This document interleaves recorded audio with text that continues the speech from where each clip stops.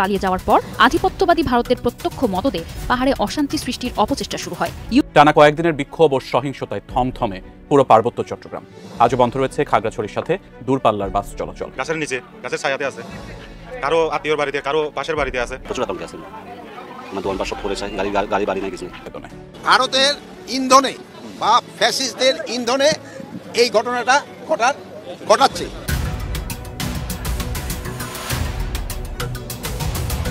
যে কোনো পরিস্থিতি মোকাবেলায় নিয়মিত টহল চালাচ্ছে সেনাবাহিনী, বিজিবি, পুলিশ সহ আইন শৃঙ্খলা বাহিনীর সদস্যরা। সেনাবাহিনীর অভিযোগ, দেশকে অস্থিতিশীল করতে চলছে ষড়যন্ত্র। সেটা হচ্ছে যে সার্বভৌমত্ব রক্ষায় পাহাড়ে 250 ক্যাম্প চায় সেনাবাহিনী। মানে আমাদের সেনাবাহিনী পাহাড়ে অন্তত 250 ক্যাম্প চায় দেশের সার্বভৌমত্ব রক্ষায়। আসসালামু আলাইকুম প্রিয় দর্শক শ্রোতা, আশা করি সবাই ভালো আছেন। নতুন একটি ভিডিওতে সবাইকে স্বাগতম। নতুন করে চট্টগ্রামে আবার উত্তেজনার সৃষ্টি হয়েছে। সেখানে কিনা ভারতের কিছু গোয়েন্দা সংস্থা উত্তেজনার সৃষ্টি করেছে। খাগড়াছড়িতে হওয়া উত্তেজনাকে কেন্দ্র করে সকল প্রকার তথ্যই পেয়ে যাবেন আজকের এই ভিডিওটিতে। ভিডিওর শুরুতেই বেশ কিছু ভিডিওর অংশ বিশেষ দেখে আপনারা ইতিমধ্যে আন্দাজ করতে পেরেছেন আজকের এই ভিডিওটি কতটুকু গুরুত্বপূর্ণ হতে চলেছে। অতএব চলুন না টেনে একটি লাইক দিয়ে সম্পূর্ণ ভিডিওটি দেখে আসি। আসসালামু আলাইকুম দর্শক, শুরুতেই ক্ষমা চেয়ে নিচ্ছি, হাতে আসলে অনেক কাজ ব্যস্ততা, এই জন্য চা খেতে খেতে আলাপ করবো। দর্শকরা অনেকে চা খাওয়াটা পছন্দ করে না, বা মানে লাইভের ফাঁকে ফাঁকে, বাট কিছু করার নাই, ক্ষমা চেয়ে নিচ্ছি। আজকে প্রথম আলো একটা রিপোর্ট করেছে, সেটা হচ্ছে যে সার্বভৌমত্ব রক্ষায় পাহাড়ে 250 ক্যাম্প চায় সেনাবাহিনী। মানে আমাদের সেনাবাহিনী পাহাড়ে অন্তত 250 ক্যাম্প চায় দেশের সার্বভৌমত্ব রক্ষায়। আমি এই খবরটা পড়ে শুনে তারপর নিজের একটা বিশ্লেষণ আমি করব, একটু ধৈর্য ধরে যদি শোনেন তাহলে খুবই কৃতজ্ঞ থাকবো। এখানে লিখেছে যে পার্বত্য চট্টগ্রাম আবারও অস্থিতিশীল করে তুলতে সক্রিয় হয়ে উঠেছে ভারতের মদতপুষ্ট সশস্ত্র সংগঠন ইউনাইটেড পিপলস ডেমোক্রেটিক ফ্রন্ট বা ইউপিডিএফ। আপনারা জানেন যে কোনো ধর্ষণ হয়নি, এবং এই ধর্ষণ হয়েছে কিনা চেক করেছে চাকমা ডাক্তাররা, কোনো আলামতি খুঁজে পায়নি। তার মানে এই ধর্ষণের নাটক সাজিয়ে সাম্প্রদায়িক দাঙ্গা লাগানো, অস্ত্র এবং প্রশিক্ষণ নিয়ে পাহাড়ে হামলা চালানো, চাঁদাবাজি এবং অপহরণের মতো কার্যক্রমে জড়িয়ে পড়েছে এই সংগঠনের সদস্যরা। এবং প্রত্যুত্ত স্বৈরাচার শেখ হাসিনা পালিয়ে যাওয়ার পর ভারত আবারও পাহাড়ে অস্থিতিশীলতা সৃষ্টির মাধ্যমে বাংলাদেশ সার্বভৌমত্বকে হুমকির মুখে ফেলতে চাইছে। এবং এই পরিস্থিতিতে পাহাড়ে দায়িত্ব পালন করা সেনাবাহিনীর একজন ঊর্ধ্বতন কর্মকর্তা বলেছেন যে পার্বত্যাঞ্চলে অন্তত 250 নতুন সেনা ক্যাম্প স্থাপন করার ছাড়া কোনো বিকল্প নেই। তাদের যুক্তি হচ্ছে, নতুন ক্যাম্প হলে প্রত্যেকটি রুটে তাৎক্ষণিক প্রতিক্রিয়া জানানো যাবে, অস্ত্র প্রবাহ বন্ধ হবে, চাঁদাবাজি অপহরণ বন্ধ করা সম্ভব। সুতরাং রাষ্ট্রের সার্বভৌমত্ব রক্ষা এবং নিরাপত্তা নিশ্চিতে চট্টগ্রামে সেনা ক্যাম্প বৃদ্ধি জরুরি, মানে পার্বত্য এলাকায়। নাম প্রকাশ না করার শর্তে সেনাবাহিনীর বেশ কয়েকজন নতুন কর্মকর্তা আমার দেশকে এই তথ্য দিয়েছেন। এসব সেনা কর্মকর্তার দাবি, শান্তি চুক্তির পর ক্যাম্প কমে যাওয়ায় সশস্ত্র গোষ্ঠীগুলো নতুন করে শক্তি সঞ্চয় করেছে। এখন তারা প্রকাশ্য চাঁদাবাজি, অপহরণ এবং হত্যাকাণ্ড চালাচ্ছে। পাহাড়ের এই সশস্ত্র গ্রুপগুলো গত 1 বছরে প্রায় 350 কোটি টাকা চাঁদা তুলেছে। গোয়েন্দা রিপোর্ট অনুযায়ী এর মধ্যে ইউপিডিএফ তুলেছে 104 কোটি। এবং এই চাঁদা নেওয়া তালিকায় রয়েছে সাধারণ মানুষ, ব্যবসায়ী, কৃষি, যানবাহন, ঠিকাদার, কাঠ, বাঁশ ও অপহরণ। এর মধ্যে সশস্ত্র গ্রুপগুলো রাঙামাটি জেলা থেকে 244 কোটি, খাগড়াছড়ি থেকে 86 কোটি এবং বান্দরবন থেকে 20 কোটি টাকা চাঁদা তুলেছে। শুধু চাঁদাই নয়, অপহরণ এবং হত্যার সঙ্গেও জড়িত এই ইউপিডিএফ।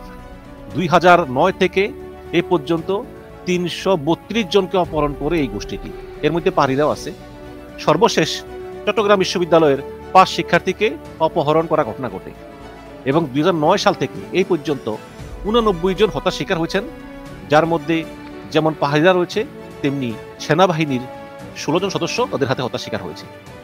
ইউপিডিএফ এবং তার সহযোগীরা ভারতের মিজোরামে স্থাপিত ক্যাম্প থেকে অস্ত্র এবং প্রশিক্ষণ নিয়ে এসে বাংলাদেশের ভিতরে নাশকতা চালাচ্ছে, কারণ ওই বর্ডার তো ওপেন বর্ডার, ওখানে কোনো কাঁটাতারের বেড়াটেরা নেই।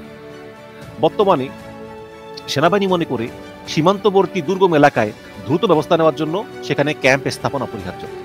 বর্তমানে খাগড়াছড়িতে 90, রাঙামাটিতে 70 এবং বান্দরবনে 50টি সহ 210টি ক্যাম্প থাকলেও পাহাড়ের ভৌগোলিক বাস্তবতা তা যথেষ্ট নয়।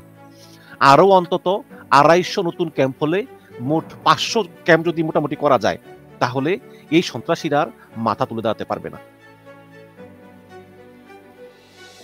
সেনা সদর বলতেছে যে শেখ হাসিনার আমলে এই গ্রুপগুলোর প্রতি শেখ হাসিনা নমনীয় থাকার অলিখিত নির্দেশ দিয়েছিল, যার ফলে সন্ত্রাসীরা রাজনৈতিক মদত এবং প্রশাসনিক শৈথিল্যতা কাজে লাগিয়ে শক্তিশালী হয়। কিন্তু বর্তমান ইউনিট সরকারের নীতি হলো নো কম্প্রোমাইজ, অর্থাৎ সন্ত্রাসীদের সঙ্গে কোনো ধরনের আপোষ আলোচনা জায়গা নেই, সরাসরি অ্যাকশনই হচ্ছে একমাত্র পথ। কারণ এই গোষ্ঠীগুলো কখনো সাধারণ মানুষের প্রতিনিধিত্ব করে না, তারা পার্শ্ববর্তী একটি দেশের মদত তুষ্ট হয়ে পাহাড়ি বাঙালি উভয় গোষ্ঠীকে তারা জিম্মি করে রেখেছে। পাহাড়ে দায়িত্ব পালন করে একজন ব্রিগেডিয়ার কমান্ডার আমার দেশকে বলেন যে ইউপিডিএফ ও অন্যান্য সন্ত্রাসী গ্রুপের কার্যক্রম এখন শুধু চাঁদাবাজি এবং অপহরণের মধ্যে সীমাবদ্ধ নাই, তারা ভারতের মিজোরাম থেকে সরাসরি প্রশিক্ষণ এবং অস্ত্র নিয়ে এসে পাহাড়ে হামলা চালাচ্ছে এবং সীমান্তবর্তী এলাকায় নিয়ন্ত্রণ প্রতিষ্ঠা করতে হলে অতিরিক্ত সেনা ক্যাম্প অপরিহার্য। আমি মনে করি কমপক্ষে 250 নতুন ক্যাম্প স্থাপন করা প্রয়োজন। এবং খাগড়াছড়িতে দায়িত্ব পালন করা লেফটেন্যান্ট কর্নেল বলেন যে যেভাবে মিথ্যা ধর্ষণের নাটক সাজিয়ে এই এই হামলা, তারপরে আগুন লাগানোর রাহাজানি করা হলো, সামনে আরো বড় কোনো ঘটনা ঘটানো হতে পারে। তো এই ধরনের ষড়যন্ত্র ঠেকাতে সেনাদের দ্রুত উপস্থিতি জরুরি। কিন্তু বিস্তীর্ণ পাহাড়ি এলাকার অনেক জায়গায় কোনো সেনা ক্যাম্প নাই, ফলে সন্ত্রাসীরা ফাঁকফোকর কাজে লাগায়। তাই আমরা অতিরিক্ত 250 ক্যাম্প স্থাপনের দাবি জানাচ্ছি। এবং বান্দরবান দায়িত্ব পালন করা একজন মেজর বলেন যে ইউপিডিএফ চাঁদাবাজি এবং হত্যাকাণ্ডের তথ্য আমাদের হাতে আছে, তারা ভারতীয় গোয়েন্দা সংস্থার প্রত্যক্ষ সহায়তা চলছে। প্রত্যেকটি রুট আমরা চিহ্নিত করেছি, এখন প্রয়োজন তাৎক্ষণিক নিয়ন্ত্রণ। নতুন ক্যাম্পগুলো হলে আমরা 1 ঘন্টার মধ্যেই যে কোনো স্থানে অভিযান চালাতে পারবো। এবং রাঙামাটির এক জোন কমান্ডার বলেন যে আমাদের হাতে গোয়েন্দা প্রমাণ রয়েছে যে ইউপিডিএফ এর অন্তত 6টি ক্যাম্প ভারতের মিজোরামে, তাদের লোকজন প্রশিক্ষণ নিয়ে বাংলাদেশে প্রবেশ করতেছে। সীমান্ত পাহাড়ে ক্যাম্প বাড়ানো ছাড়া এই অনুপ্রবেশ ঠেকানো যাবে না। জাতীয় সার্বভৌমত্ব রক্ষার জন্য সেনা ক্যাম্পের সংখ্যা আরো 250 বৃদ্ধি করা প্রয়োজন। এবং সার্বিক বিষয় দায়িত্ব পালন করা ব্রিগেডিয়ার জেনারেল হাসান মাহমুদ বলেন যে নতুন সেনা ক্যাম্প স্থাপনের বিষয়টি প্রতিরক্ষা মন্ত্রণালয়ের এখতিয়ারভুক্ত।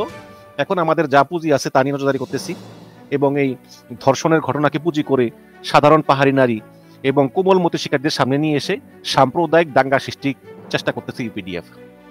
এবং এসব কর্মসূচিতে বহিরাগত সন্ত্রাসীদের দিয়ে দেশীয় এবং সংস্কৃতীয় অস্ত্র ব্যবহার করে ফায়ারিং করতে দেখা গিয়েছে।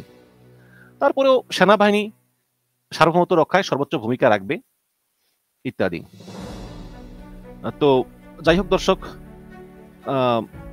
এখন অনেকেই বলতেছেন যে সেনা ক্যাম্প প্রত্যাহার করতে হবে, আছে না কিছু সুশীল, সেনা ক্যাম্প প্রত্যাহার করতে হবে। দেখেন, পাহাড়িরা আমাদের ভাই, বাট পাহাড়িরা তো আসলে মানে এদের ভিতরেও কিন্তু ষড়যন্ত্র চলতেছে, তাই না? সবাই তো আর বন্ধু না, এরা অনেক বোঝে না, এরা হয়তো ওই ইউপিডিএফ এর ফাঁদে পা দিতে পারে। তো এখন আমার কথা হচ্ছে কি জানেন দর্শক, এটা হচ্ছে যে সার্বভৌমত্বের প্রশ্নে কোনো ছাড় দেওয়া যাবে না। আপনি যদি বাংলাদেশ স্বীকার করেন, আপনি পাহাড়ি, আপনি আমার ভাই, আপনার সকল সুযোগ সুবিধা অধিকারকে আমি সম্মান করব, আপনার সঙ্গে আলোচনা করবো। কিন্তু যখনই আপনি বলবেন যে না আমরা স্বাধীন ত্রিপাল্যান্ড চাই, স্বাধীন জুমল্যান্ড চাই, তখন আপনি আমার শত্রু। সার্বভৌমত্বের প্রশ্নে কোনো ছাড় দেওয়া যাবে না। এখন এই পাহাড়ে যত বেশি সম্ভব সমতলের বাসিন্দাদের বসতি স্থাপন করতে দিতে হবে, আবার পাহাড়ের লোকেরাও সমতল বসতি স্থাপন করবে। আমরা বাংলাদেশের সবাই সব জায়গায় বাস করব এবং পাহাড় এবং সমতলে যোগাযোগ বৃদ্ধি করতে হবে, পারস্পরিক সাহায্য সহযোগিতা এবং সৌহার্দ্যপূর্ণ সম্পর্কও নিশ্চিত করতে হবে। এবং ভারত এবং বাংলাদেশের ভিতরে যে পাহাড় এলাকায় যে সীমান্ত আছে, যত দুর্গম হোক না কেন, ওটাতে শক্ত কাঁটাতারের বেড়া দিয়ে শক্তিশালী করতে হবে, যাতে ইচ্ছে করলেই ভারতে যাওয়া না যায়। বিচ্ছিন্নতাবাদীদের রুখতে সেনা টহল বাড়াতে হবে, সেনা সদস্য বাড়াতে হবে, প্রয়োজনে হেলিকপ্টার টহল দিতে হবে। এবং পাহাড় এবং সমতল মিলেমিশে কিন্তু আমরা বাংলাদেশি, কাজেই পাহাড়ি বাঙালি কোনো ভেদাভেদ চলবে না, আমরা সবাই দেশের নাগরিক।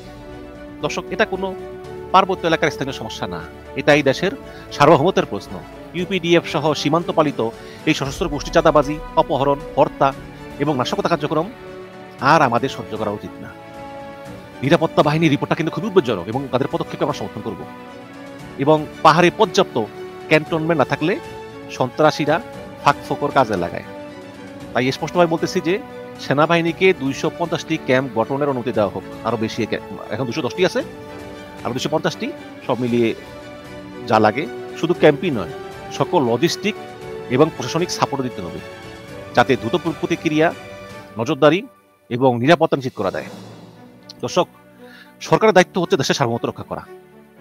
যারাই দেশের বিরুদ্ধে অস্ত্র প্রশিক্ষণ, জঙ্গি প্রতারণা এবং সাম্প্রদায়িক উত্তেজনা সৃষ্টি করে, তাদের বিরুদ্ধে কঠোর আইন শৃঙ্খলা ব্যবস্থা নিশ্চিত করে হচ্ছে একমাত্র উপায়। আবার এগুলো করতে গিয়ে কিন্তু অসাংবিধানিকভাবে পাহাড়িদের উপর অত্যাচারও গ্রহণযোগ্য না। তাদেরকে এই নিরাপত্তা নিশ্চয়তা দিতে হবে, আবার মানবাধিকারও রক্ষা করতে হবে, আবার ওই সন্ত্রাসীদের দমনও করতে হবে। জনগণকে রক্ষা করে কিন্তু প্রথম, সে পাহাড়ি হোক বাঙালি হোক, দেশের নিরীহ জনগণকে রক্ষা করতে হবে। এই কাজেই সেনাবাহিনীকে আরো শক্তিশালী করো, প্রশাসনকে সমন্বয় করো, সীমান্তে তল্লাশি জোরদার করো এবং পাহাড়ি সাধারণ জনগণের জীবন নিরাপদ করো। আমি আশা করছি সম্পূর্ণ ভিডিওটি দেখেছেন এবং এই ভিডিওর সাপেক্ষে আপনার কি মতামত অবশ্যই কমেন্ট বক্সে জানিয়ে যাবেন। ভিডিওটি ভালো লেগে থাকলে শেয়ার করতে ভুলবেন না। আমাদের এই চ্যানেলে নতুন হয়ে থাকলে চ্যানেলটি সাবস্ক্রাইব করে চ্যানেলের পাশে থাকবেন। আর যারা ইতিমধ্যে চ্যানেলটি সাবস্ক্রাইব করেছেন তাদেরকে অসংখ্য ধন্যবাদ। দেখা হবে নতুন কোনো ভিডিও নিয়ে, ততক্ষণ সবাই সুস্থ থাকবেন। আল্লাহ হাফেজ।